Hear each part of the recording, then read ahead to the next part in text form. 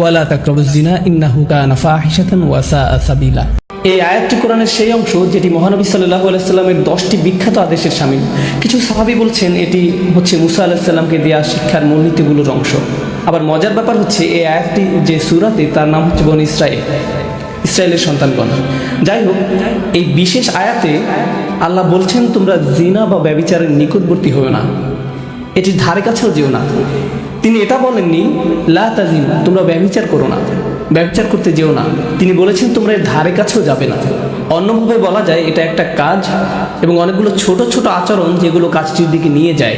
কাজটির একটি পরিধি আছে যা চারপাশে ঘুরতে থাকে এবং আপনি কাজটির ধারে কাছেও যেতে পারবেন না। যেই সংবেদনশীলতা নিয়ে কোরআনের ভাষা আল্লাহ রাব্বুল আলামিন ব্যবহার করেছেন, আমাদেরকে সেই ভাষা বুঝতে হবে যাতে আমরা আল্লাহর বিজ্ঞতার তারিফ করতে পারি এবং বুঝতে পারি কিভাবে তিনি আমাদের পরামর্শ দিচ্ছেন যাতে আমরা সমস্যাগুলো উতরে উঠতে পারি। আল্লাহ আযজা ওয়া জাল্লা আমাদেরকে বলছেন কিছু কাজ আছে যা করা হারাম নয়। আপনি এই কাজগুলোর দিকে আঙুল উঠিয়ে বলতে পারবেন না যে এই কাজগুলো করা ভুল, কিন্তু যখন আপনি এইসব কাজে যুক্ত হয়ে পড়বেন তখন মহাকর্ষীয় ক্ষেত্রে একটা টান অনুভব করবেন যেটা আস্তে আস্তে একটু একটু করে আপনাকে অবশেষে হারাম কাজের দিকে টেনে নিয়ে যাবে এবং অবশেষে কাজটা আপনাকে দিয়ে করাবে। আপনারা জানেন শয়তানের বিষয়ে আমরা একটা জিনিস জানি। আমি লক্ষ্য করেছি যে শয়তান অত্যন্ত দূরদর্শিতা সম্পন্ন। সে একবারে আপনাকে ধরে না, সে আপনার কাছে আসবে এবং আস্তে করে একটু একটু একটু একটু করে আপনাকে পথভ্রষ্ট করবে যতক্ষণ না পর্যন্ত আপনার চরিত্র নষ্ট করতে পারে। শয়তান আপনার কাছে একবার এসে আপনাকে দিয়ে খারাপ কিছু করাতে পারে না। আপনারা জানেন আদম আলাইহিস সালামের এবং হাওয়া আলাইহিস সালামের গল্পেও, ইনশাআল্লাহ আমরা যখন সেই গল্পে যাব ওই গল্প থেকে কোরআনের জ্ঞান সম্পন্নতা সম্পর্কে আমরা জানবো। যেভাবে শয়তান অগ্রসর হয়েছিল সূরাতুল আরাফে এটি বলা হয়েছে, শয়তান অবিরামভাবে সেটা একবারই করেনি। ধরুন শয়তান আসলো এবং বলল হেই দেখো গাছটা কি চমৎকার, তাই না? এরপর সে চলে গেল। না না না না, সে এমনটা করেনি। সে চরমভাবে নিরন্তর ছিল।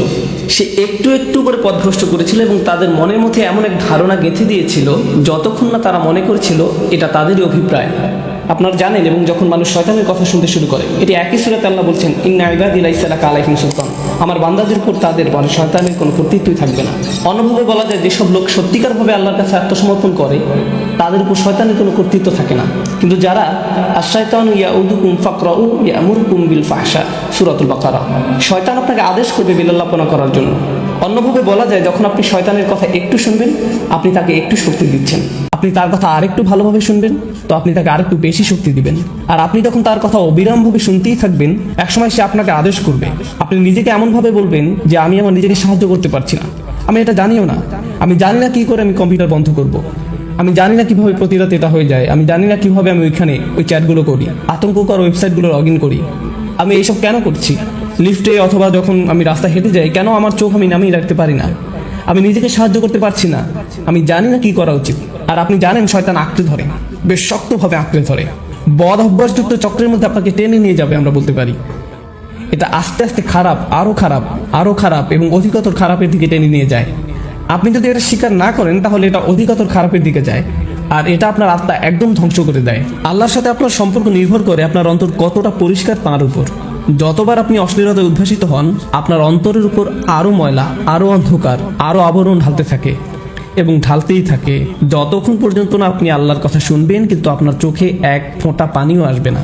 এটা আসবে না কারণ আপনার হৃদয় এতই কঠিনে পরিণত হয়েছে যে আপনি যত অনাবৃত অবস্থা দেখেছেন, যত পাপ করেছেন চোখ দিয়ে সবসময়, আর আপনি এটার গুরুত্বও দিচ্ছেন না। আপনারা জানেন একটা সুন্দর হৃদয় যন্ত্রণাগ্রস্ত হয় যখন অসমীচীন কিছু একটা দেখে যা আল্লাহর নির্দেশের সাথে সামিল নয়। এটা আকর্ষিত হয় না বরং যন্ত্রণাগ্রস্ত হয়। অবিলম্বে তার বিবেক চাঙ্গা হয়ে ওঠে, অস্থিরতা বন্ধ হয়ে যায়। যখন আপনার এরকম হৃদয় থাকবে, এরকম অবস্থায় যাবেন, আপনি নিজেকে নিয়ন্ত্রণ করতে পারবেন। এগুলোর মধ্যে ভালো কিছুই খুঁজে পাবেন না, আপনার এমন কোনো অনুভূতিই হবে না। আপনার এই অনুভূতিও হবে না যে এটা ভুল। যেটা হবে আপনি কোনো বোনের দিকে তাকানোর আগে তার আশেপাশে দেখবেন যে অন্য কেউ তাকে দেখছে কিনা এবং তারপর আপনি ভালো দৃষ্টি নিয়ে তাকাবেন। দেখবেন যে আল্লাহর ভয় একদমই নেই। একমাত্র যে ভয়টা আছে সেটি হলো পাপের ভয়। পাপ ছাড়া আর কোনো ভয়ই নেই। কি ভীষণ অতিমানবিক অবস্থা এটি। আল্লাহ বলছেন ইয়ালামু খাইনাতাল আয়ুন ওয়া মা তুখফিস সুদূর, তিনি জানেন চুরি করে তাকানো, একটু এদিক সেদিক তাকানো, তিনি এটা জানেন। আপনার একটু চাহনি আপনার তাকানোর মানে কি, এবং তিনি জানেন আমাদের বক্ষস্থল কি লুকিয়ে রাখে। আপনারা কি জানেন আমি এই বিশেষ আয়াতটি কেন আলোচনা করছি? তোমরা জিনার নিকটবর্তী হও না, ইন্নাহু কানা ফাহিশাতান, এটা সবসময় একটা অস্থিরতা, বেলাল্লাপনা, অশ্লীল কাজ, ওয়া সাআ সাবিলা, একটা ভয়ঙ্কর পথ। আল্লাহ এটাকে একটা পথ হিসাবে বর্ণনা করছেন, ভয়ঙ্কর পথ। পথে পদক্ষেপ থাকে, ঠিক? পথ মানেই পদক্ষেপ। আপনাকে শনাক্ত করতে হবে আপনি কোন পদক্ষেপ নিচ্ছেন। এই পদক্ষেপ নিতে আপনাকে কি করতে হচ্ছে। আপনারা জানেন প্রত্যেকটা কাজের কিছু প্রক্রিয়া থাকে, কিছু চক্র থাকে। স্কুলের পরে আপনি কয়েক ঘন্টা সময় পাচ্ছেন আপনার পিতামাতা বাসায় ফেরা পর্যন্ত। আপনারা জানেন আপনি কিছু বন্ধুর সাথে ঘুরছেন যাদের কোনো মান নেই। প্রত্যেকটা সময় আপনাকে শনাক্ত করতে হবে কোন কাজগুলো আপনাকে পাপের দিকে টেনে নিয়ে যায়। আমাদের গোড়া থেকে এগুলো কেটে ফেলতে হবে। আমাদেরকে এই পথে গা ভাসিয়ে দেওয়া বন্ধ করতে হবে। ওয়াসা আসাবিলা। আমার কাছে এই আয়াতের অসাধারণ দিকটি কি জানেন? যেভাবে এটি সম্পৃক্ত করা হয়েছে। এই আয়াতের পরে আল্লাহ তাআলা বলছেন, তোমরা মানুষ হত্যা করো না। ওয়ালা তাকতুলুন নাফসাল্লাতী হারামাল্লাহু ইল্লা বিল হক। তোমরা নির্দোষ মানুষ হত্যা করো না। আল্লাহ জিনাকে প্রথম অপরাধ হিসাবে উল্লেখ করেছেন এবং হত্যাকে দ্বিতীয় অপরাধ হিসেবে। আপনি কি চিন্তা করতে পারছেন? আপনি মনে করেন হত্যা অনেক বড় অপরাধ, ঠিক?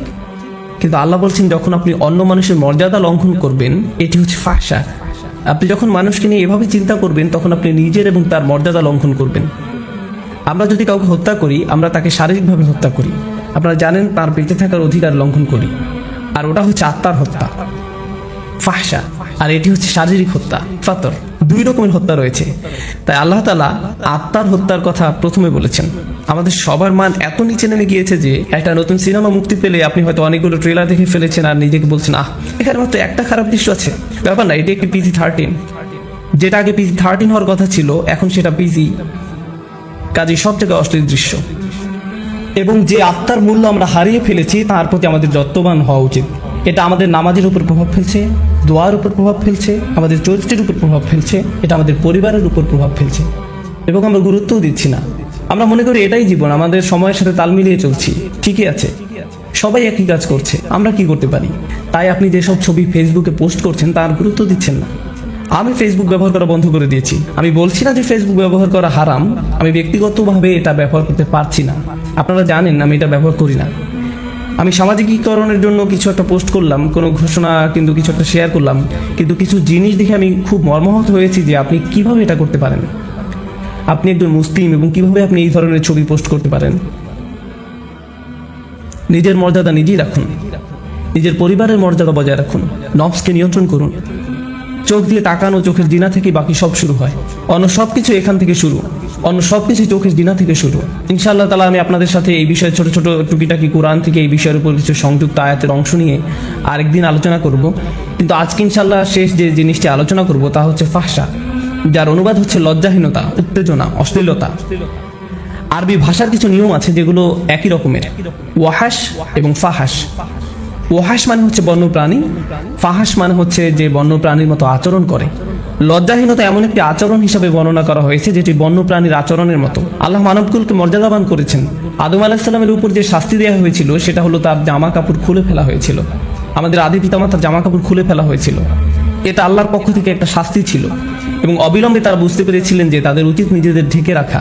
তারা সমাজ থেকে নিজেদের ঢাকার শিক্ষা পাননি, সমাজ তাদেরকে লজ্জাহীনতার শিক্ষা দেয়নি। আপনারা জানেন আজকাল আমাদের নৃতত্ত্ববিদরা আপনাদেরকে শেখাবে যে আপনারা জানেন সমাজ আমাদেরকে জামা কাপড় দিয়েছে। এটা একটা সামাজিক যৌক্তিকতা যে আমরা ইতিহাস থেকে জামা কাপড় পরা এবং নিজেদের ঢেকে রাখার শিক্ষা পেয়েছি, কিন্তু প্রকৃতিগতভাবে আমাদের বন্য প্রাণীর মতো থাকার কথা ছিল। আদম আলাইহিস সালাম সমাজ থেকে কিছু শিখেননি, তাকে আল্লাহ বিবেক দিয়েছিলেন এবং যখন তার কাপড় খুলে ফেলা হয়েছিল তিনি প্রকৃতিগতভাবে তাড়াতাড়ি নিজেকে ঢাকার চেষ্টা করেছিলেন। আমাদের আদি পিতামাতা নিজেকে ঢাকার চেষ্টা করেছিলেন। আমাদের এমন মানুষ হওয়া উচিত যেন আমরা আমাদের নিজেদের ঢেকে রাখতে পারি এবং অন্যদের দিকে না তাকিয়ে অন্যদের মর্যাদা দিতে পারি। যদিও তারা নিজেদের মর্যাদা নিজেরা রাখতে না পারে, তবু আমাদেরকেই তাদের মর্যাদা দেওয়া উচিত, কারণ ওরাও আল্লাহর সৃষ্টি।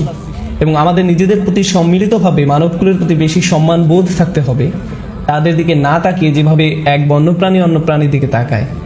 আল্লাহ আযজা ওয়া জাল্লা আমাদের আধ্যাত্মিকতা বৃদ্ধি করে দিন। চলতি আত্মিক সমস্যা যা আমাদেরকে চোখ নিচে নামিয়ে রাখতে দেয় না তা থেকে সুস্থ রাখুন। এবং আল্লাহ আমাদেরকে অসৎ সঙ্গ, ওই অবস্থা, ওই সব কাজে সম্পৃক্ততা যেগুলো আমাদেরকে ভয়ঙ্কর ভয়ঙ্কর পথের দিকে টেনে নিয়ে যায় তা থেকে বিরত রাখুন। আল্লাহ আযজা ওয়া জাল্লা আমাদের শুদ্ধ সুস্থ আধ্যাত্মিক জীবনের পথ পরিষ্কার করে দেন এবং সহজ করে দিন। বারাকাল্লাহু লি ওয়া লাকুম। আসসালামু আলাইকুম কোরআন উইকলি। আসসালামু আলাইকুম কোরআন উইকলি। নবী করিম সাল্লাল্লাহু আলাইহি সাল্লাম আমাদেরকে বলেছেন যে লোক অন্যকে ভালো কাজের দিকে নির্দেশ দেয় সেও ওই ভালো কাজের সওয়াব পাবে। আমাকে অনুগ্রহ করুন এবং আপনাদের সবাইকে অনুগ্রহ করুন, এই ভিডিও থেকে যদি ভালো কিছু পেয়ে থাকেন তাহলে ভালোটা শেয়ার করুন, বন্ধু এবং পরিবারের সাথে শেয়ার করুন, সওয়াব পান। এটি অত্যন্ত সুন্দর একটি প্রকল্প। আমি সত্যিকার অর্থেই কোরআন উইকলি সফলভাবে চালানোর জন্য সবাইকে তারিফ করছি। আমি দোয়া করছি যাতে আল্লাহ তাদেরকে আরো বেশি বেশি করে রহমত দান করেন, তারা আরো ভালো ভালো কাজ করুক। আল্লাহ বলছেন যারা মানুষের প্রতি কৃতজ্ঞতা জানায় তারা আল্লাহর প্রতি কৃতজ্ঞতা জানায়। মহানবী সাল্লাল্লাহু আলাইহি ওয়াসাল্লামের হাদিস থেকে আমরা এই শিক্ষা পাই আমাদের অবশ্যই ভালো কাজের তারিফ করতে হবে। অন্যের ভালো কাজের তারিফ করা একই সাথে আল্লাহর কথা ছড়ানো মানে তাদেরকে আরো বেশি সওয়াব পেতে সাহায্য করা।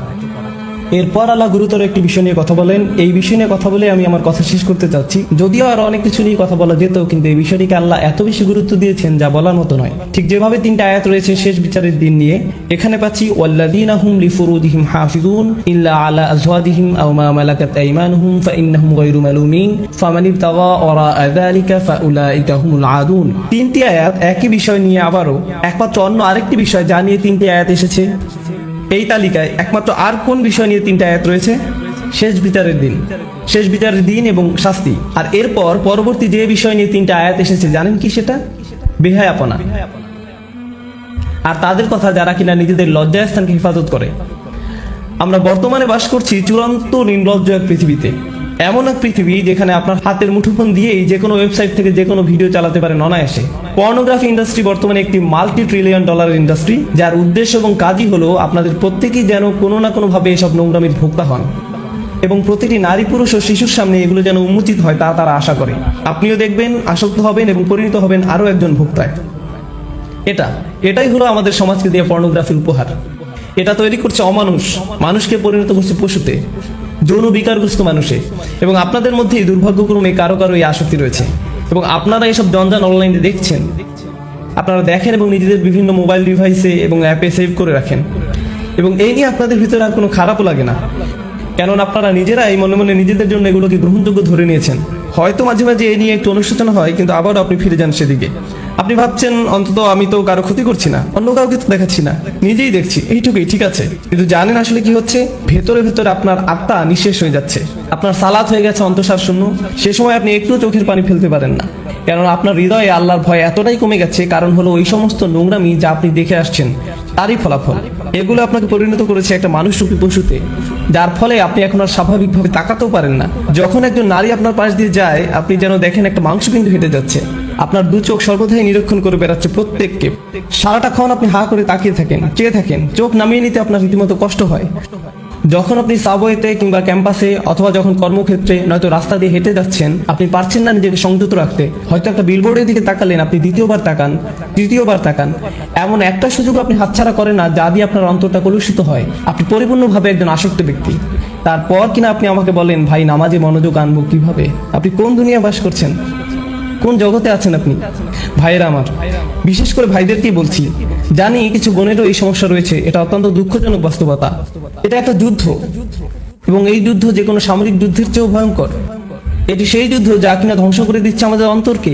এই জিনিস আমাদের ঘর পর্যন্ত প্রবেশের পথ করে নিচ্ছে, রাস্তা বানিয়ে নিচ্ছে।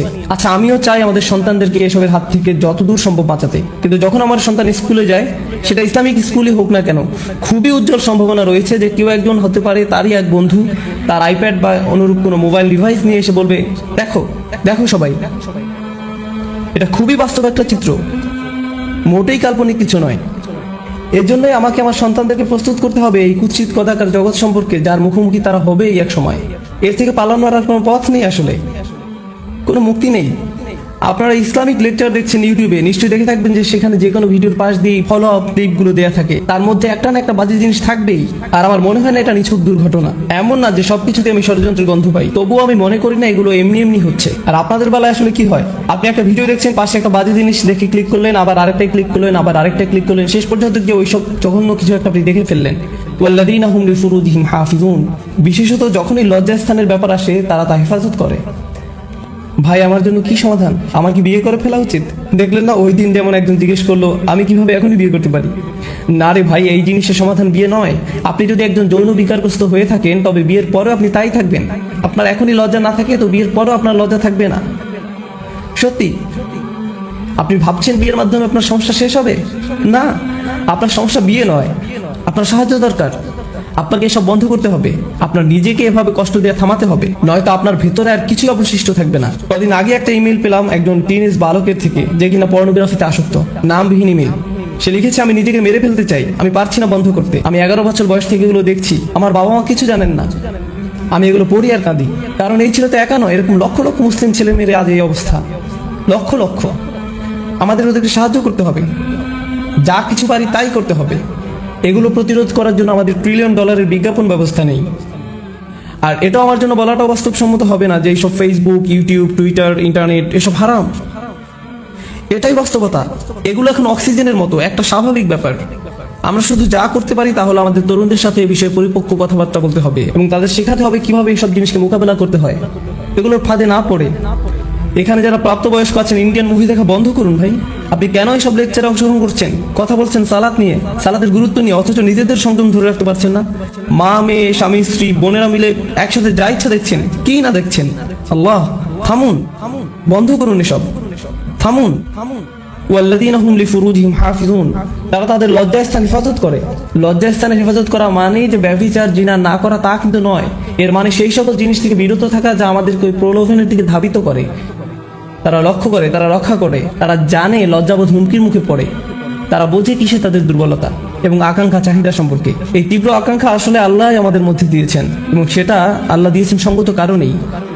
তিনি এটা করেছেন আর সবার মধ্যে এই চাহিদা আছে, এটা বলতে আমার কোনো দলিল প্রয়োজন নেই। জানি আমি পুরুষ মানুষ যারা এখানে আছেন প্রতিদিন প্রতিনিয়তই আপনাদের সবাই এই চ্যালেঞ্জকে মোকাবিলা করছেন। বিশেষ করে এরকম একটা শহরে, অন্তত টেক্সাস আর একটু বেশি রক্ষণশীল, অনেক বেশি না, কিছুটা বেশি। কিছু শহরে অন্তত এসব কুরুচিপূর্ণ বিলবোর্ড বা এই ধরনের জিনিস বসানোর অনুমোদন দেওয়া হয় না। আসলে তারা বিলবোর্ড টাঙানোর অনুমোদন দেয় না, কিন্তু সেটা হয়তো দ্রুতই বদলে যাবে, কেননা শেষ পর্যন্ত সাম্রাজ্যবাদেরই জয় হয়। কথা হচ্ছে আপনারা এমন এক শহরে বাস করেন যেখানে সবই আপনার সামনে উন্মুক্ত, কোনো কিছুই বাদ নেই, সবকিছু। আর আপনাদের রীতিমতো মরণ যুদ্ধ করতে হয় নিজেদের বাঁচানোর জন্য। এই অনুচ্ছেদটিতে এমনকি খুব বেশি বড় লক্ষ্য অর্জনের কথা বলা হয়নি, এখানে কেবল ন্যূনতম অংশটুকু এসেছে। আগেই বলেছি আপনাদের, তাই না? এগুলো হলো ন্যূনতম, যা না হলেই নয়। আমাদের ন্যূনতম কর্তব্য হলো যে আমাদের যাবতীয় নির্লজ্জতা, ব্যয়াপনা থেকে নিজেদের বাঁচিয়ে চলতে হবে, নিজেদের ভেতরে এই প্ররোচনার বিরুদ্ধে যুদ্ধ ঘোষণা করতে হবে। আর আমি জানি আপনাদের কেউ না কেউ আছেন যারা এসব বন্ধ করার চেষ্টা করছেন, তারপর আবার ফিরে গেছেন, আবারও চেষ্টা করছেন, আবার ফিরে গেছেন, বারবার ফেসে যাচ্ছেন এই চক্রান্তে। জানি আমি অনেকেরই এমনটি হচ্ছে। আপনারা যুদ্ধ করে যাচ্ছেন এর সাথে, তবে হাল ছেড়ে দিবেন না। আর সেজন্য যা প্রয়োজন করুন, কখনো একা থাকবেন না, সব সময় ভালো বন্ধুর সাথে থাকুন। লাইব্রেরি চলে যান আর সেখানে পড়াশোনা করুন। এমন কোথাও চলে যান যেখানে আপনার আশেপাশে আরো মানুষ থাকবে, কারণ আপনি যখন একা থাকেন শয়তান আপনাকে একা পেয়ে বসে। আর আল্লাহর ভয় যদি আপনার মনে যথেষ্ট না থাকে, তবে অন্তত মানুষের ভয় যদি কাজ হয়, অন্তত নাই হওয়ার চেয়ে তো কানা বোমা ভালো।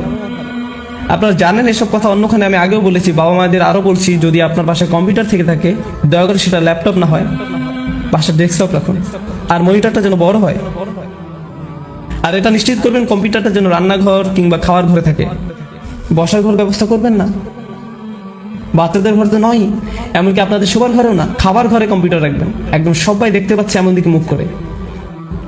তুমি হোমওয়ার্ক করতে চাচ্ছ, করো, মনিটর এদিক ওদিক ঘোরাতে পারবে না, সবার মুখের সামনেই থাকবে। এভাবেই আপনাকে করতে হবে, বুঝলেন? এভাবেই আমাদের সাবধানতা অবলম্বন করতে হবে। আপনার 11 বছর বাচ্চাকে স্মার্টফোন দিবেন না, কি ভাবছেন আপনি? ব্যাপারটা মোটেও স্মার্ট নয়। বাচ্চাদের আপনারা স্মার্টফোন দিবেন না।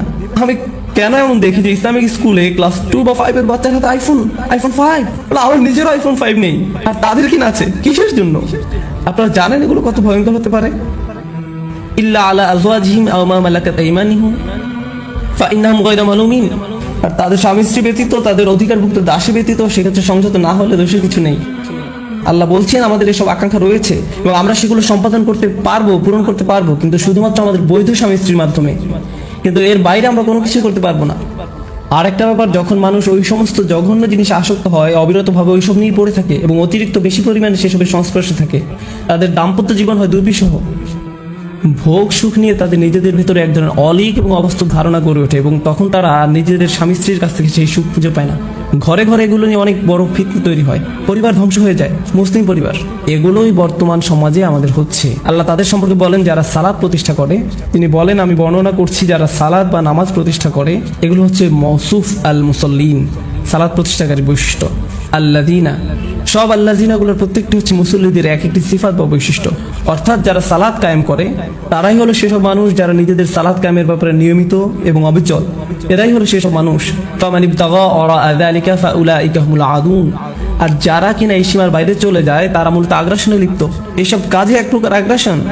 দেখুন, যখন কিনা আদু উল্লেখ করা হচ্ছে, অথবা আদিন আসছে আদুন থেকে, আদা থেকে, ঠিক আছে। আল আদুন, আল আদাওয়া আরবিতে মানে হলো শত্রুতা।